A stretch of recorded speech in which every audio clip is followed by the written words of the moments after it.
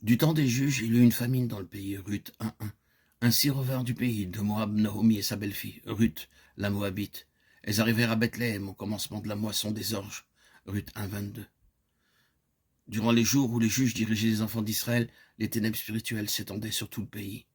En ce temps-là, il n'y avait point de roi en Israël. Chacun faisait ce qui lui semblait bon. Juge 21:25. Quand Dieu envoya la famine dans leur pays, Naomi et son mari quittèrent l'endroit et s'en allèrent en Moab, sans avoir consulté Dieu.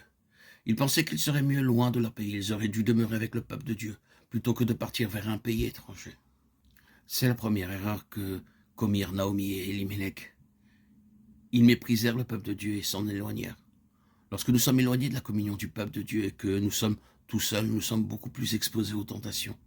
C'est seulement en allant régulièrement dans la maison de Dieu que nous sommes fortifiés, et cela à cause des prières et de la communion fraternelle de nos amis dans la foi. Autrement, l'ennemi gagne du terrain dans nos vies.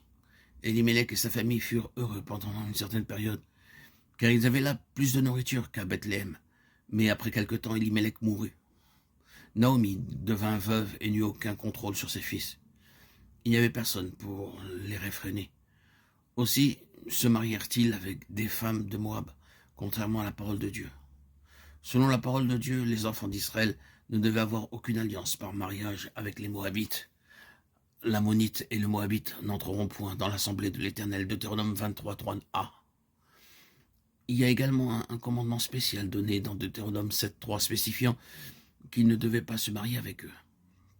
Tu ne donneras point tes filles à leurs fils, et tu ne prendras point leurs filles pour tes fils.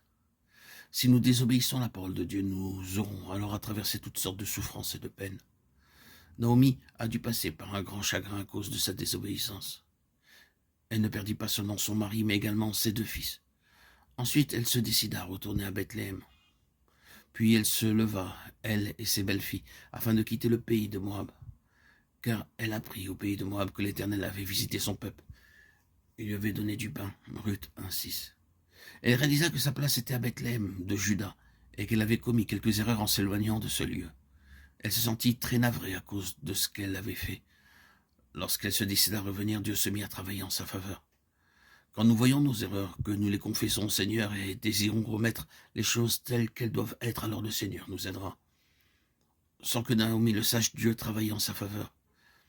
À cette époque, elle ne pouvait entrevoir aucun événement heureux lui survenir. Elle disait, la main de l'Éternel s'est étendue contre moi, Ruth 1:13b. Elle aurait dû reconnaître ses fautes et sa faillite plutôt que de blâmer Dieu à cause de ses souffrances.